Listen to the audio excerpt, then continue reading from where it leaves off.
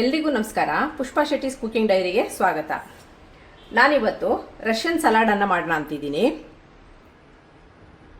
ನಾನೊಂದು 3 ಆಲೂಗಡ್ಡೆನ ಸಣ್ಣ ಕ್ಯೂಬ್ಸ್ ಆಗಿ ಹೆಚ್ಚಿ ನೀರಿಗೆ ಹಾಕಿಟ್ಕೊಂಡಿದ್ದೀನಿ.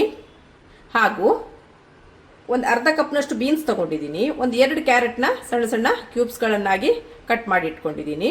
ಹಾಗೂ ಅರ್ಧ ಕಪ್ನಷ್ಟು ಹಸಿ ಬಟಾಣಿಯನ್ನು ತಗೊಂಡಿದ್ದೀನಿ.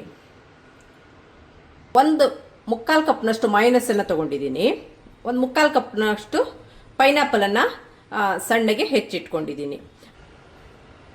ನಾನು ಪೈನಾಪಲ್ನ ಸಿಪ್ಪೆನೆಲ್ಲ ತೆಗೆದು ಬರೀ ಈ ಸೈಡಿನ ಪಾರ್ಟನ್ನಷ್ಟೇ ಸಣ್ಣದಾಗಿ ಹೆಚ್ಚಿಟ್ಕೊಂಡಿದ್ದೀನಿ.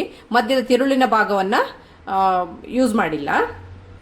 ಹಾಗೂ ರುಚಿಗೆ ತಕ್ಕಷ್ಟು ಉಪ್ಪು, ಒಂದು 1/4 ಟೀ ಸ್ಪೂನ್ ಆಗೋಷ್ಟು ಪೆಪ್ಪರ್ ಪುಡಿಯನ್ನು ತಗೊಂಡಿದ್ದೀನಿ. ಈಗ ಇದರದ್ದು ಮುಂದಿನ ಸ್ಟೆಪ್ ಏನಂತ ನೋಡೋಣ. ನಾನಿಲ್ಲಿ ಒಂದು ಸಾಸ್ ಪ್ಯಾನಲ್ಲಿ ಸ್ವಲ್ಪ ನೀರನ್ನು ಕುದಿಯಕ್ಕೆ ಇಟ್ಕೊಂಡಿದ್ದೀನಿ. ಇದರಲ್ಲಿ ಒಂದೊಂದೇ ತರಕಾರಿನ ಹಾಕಿ ಬೇಯಿಸ್ಕೊಳ್ಳೋಣ. ನೀರು ಕುದಿಲಿಕ್ಕೆ ಶುರುವಾಗಿದೆ. ಇದಕ್ಕೆ ನಾನು ಆಲೂಗಡ್ಡೆನ ಹೆಚ್ಚಿ ನೀರಿಗೆ ಹಾಕಿಟ್ಕೊಂಡಿದ್ದೆ. ಆ ಆಲೂಗಡ್ಡೆನ ಸ್ಟಾರ್ಚನ್ನೆಲ್ಲ ತೆಗೆದು ಕ್ಲೀನಾಗಿ ಆಲೂಗಡ್ಡೆನ ತೊಳ್ಕೊಂಡು ಬಂದಿದ್ದೀನಿ. ಈಗ ಇದನ್ನ ಈ ಕುದಿಯ ನೀರಿಗೆ ಹಾಕ್ತಾ ಇದ್ದೀನಿ. ಇದನ್ನೊಂದು 2 ರಿಂದ 3 ನಿಮಿಷ ಚೆನ್ನಾಗಿ ಇದರಲ್ಲಿ ಬೇಯಲಿ. ಆಲೂಗಡ್ಡೆ ಕುದೀತಾ ಇದೆ. ಇದೊಂದು 2 ನಿಮಿಷ ಆಗಿದೆ. ಇನ್ನೊಂದು ನಿಮಿಷ ಆಗುವಷ್ಟು ಕುದೀಲಿ. ಜಾಸ್ತಿ ಬೇಯೋದು ಬೇಡ, ತುಂಬ ಮೆತ್ತನೆ ಆಗೋದು ಬೇಡ, ಬೆಂದರೆ ಸಾಕು. ಇದೀಗ ಆಗಿದೆ. ಇದನ್ನು ಒಂದು ಪಾತ್ರೆಗೆ ಟ್ರಾನ್ಸ್ಫರ್ ಮಾಡೋಣ.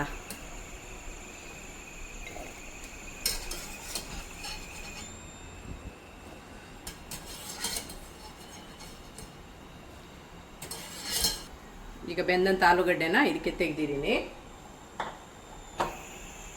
ಈಗ ಇದೇ ನೀರಿಗೆ ಸ್ವಲ್ಪ ಕ್ಯಾರೆಟನ್ನು ಹಾಕಿ ಬೇಯಿಸ್ಕೊಳ್ಳೋಣ. ಹೆಚ್ಚಿಗೆ ಬೇಯೋದು ಬೇಡ, ಸ್ವಲ್ಪ ಕ್ರಂಚಿನೇ ಇರಲಿ. ಇದನ್ನು ಪಾತ್ರೆಗೆ ಟ್ರಾನ್ಸ್ಫರ್ ಮಾಡೋಣ. ನಾನು ಎಲ್ಲ ತರಕಾರಿನ ಯಾಕೆ ಒಟ್ಟಿಗೆ ಬೇಯಕ್ಕೆ ಹಾಕ್ತಾ ಇಲ್ಲ ಅಂದರೆ, ಕೆಲವೊಂದು ತರಕಾರಿಗಳು ತುಂಬ ಬೇಗ ಆಲೂಗಡ್ಡೆ ಬೇಯಲು ಸ್ವಲ್ಪ ಜಾಸ್ತಿ ಸಮಯ ತಗೊಳುತ್ತೆ. ಇದೆಲ್ಲ ಸ್ವಲ್ಪ ಕಡಿಮೆ ಸಮಯದಲ್ಲಿ ಬೇಯುತ್ತೆ. ಈಗ ಇದಕ್ಕೆ ನಾನು ಬೀನ್ಸನ್ನು ಹಾಕ್ತಾ ಇದ್ದೀನಿ. ಬೀನ್ಸು ಸಹ ಹೆಚ್ಚಿಗೆ ಬೇಯೋದು ಬೇಡ, ಒಂದು ಕುದಿ ಬಂದರೆ ಸಾಕು.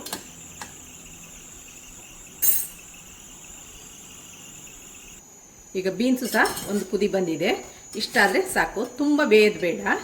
ಸ್ವಲ್ಪ ಕ್ರಂಚಿಯಾಗಿ ಬಾಯಿಗೆ ಸಿಕ್ಕಿದ್ರೇ ಚೆನ್ನಾಗಿರುತ್ತೆ ತರಕಾರಿಗಳು.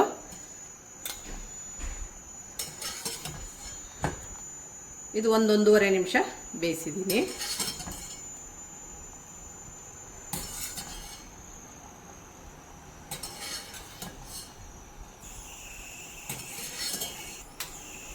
ಈಗ ಇದೇ ಪಾತ್ರೆಗೆ ಒಂದು ಅರ್ಧ ಕಪ್ನಷ್ಟು ಬಟಾಣಿಯನ್ನು, ಹಸಿರು ಬಟಾಣಿಯನ್ನು ತಗೊಂಡಿದ್ದೀನಿ. ಫ್ರೆಶ್ ಬಟಾಣಿನೂ ಆಗಿದೆ. ಈಗ ಇದನ್ನು ಬೇರೆ ಪಾತ್ರೆಗೆ ಟ್ರಾನ್ಸ್ಫರ್ ಮಾಡೋಣ. ಬಟಾಣಿ ಬೆಂದಿದೆ. ಈಗ ಬೇರೆ ಪಾತ್ರಕ್ಕೆ ಟ್ರಾನ್ಸ್ಫರ್ ಮಾಡೋಣ.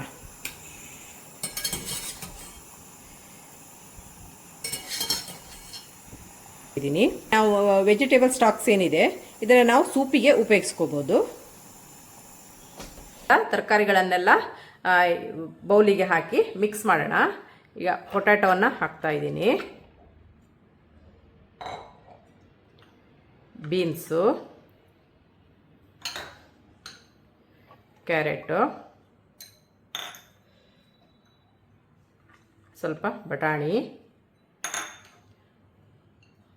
ಹಾಗೂ ಒಂದು 3/4 ಕಪ್ನಷ್ಟು ಪೈನಾಪಲ್ನ ಕಟ್ ಮಾಡ್ಕೊಂಡಿದ್ದೀಯಲ್ಲ ಅದನ್ನೇ ಇದಕ್ಕೆ ಸೇರಿಸ್ತಾ ಇದ್ದೀನಿ.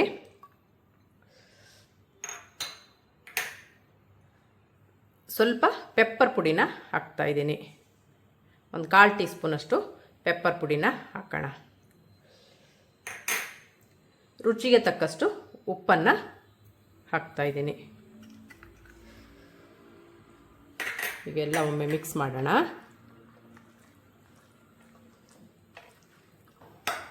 ಈಗ ಇದಕ್ಕೆ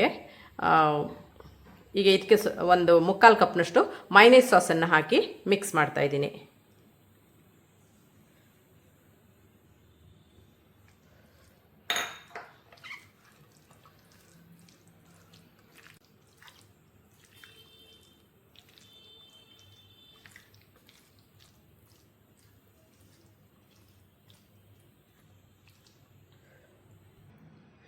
ವೀಕ್ಷಕರೇ, ರಷ್ಯನ್ ಸಲಾಡ್ ಸವಿಯಲು ಸಿದ್ಧವಾಗಿದೆ. ನಿಮಗೆ ನನ್ನ ಈ ರೆಸಿಪಿ ಇಷ್ಟವಾದಲ್ಲಿ ಪುಷ್ಪಾ ಶೆಟ್ಟೀಸ್ ಕುಕಿಂಗ್ ಡೈರಿ ಇದಕ್ಕೆ ಒಂದು ಲೈಕ್ ಕೊಡಿ, ಶೇರ್ ಮಾಡಿ, ಕಮೆಂಟ್ ಮಾಡಿ, ಫ್ರೆಂಡ್ಸ್ಗಳ ಜೊತೆ ಹಂಚ್ಕೊಳ್ಳಿ. ಸಬ್ಸ್ಕ್ರೈಬ್ ಆಗಿಲ್ಲ ಅಂದರೆ ಸಬ್ಸ್ಕ್ರೈಬ್ ಆಗಿ.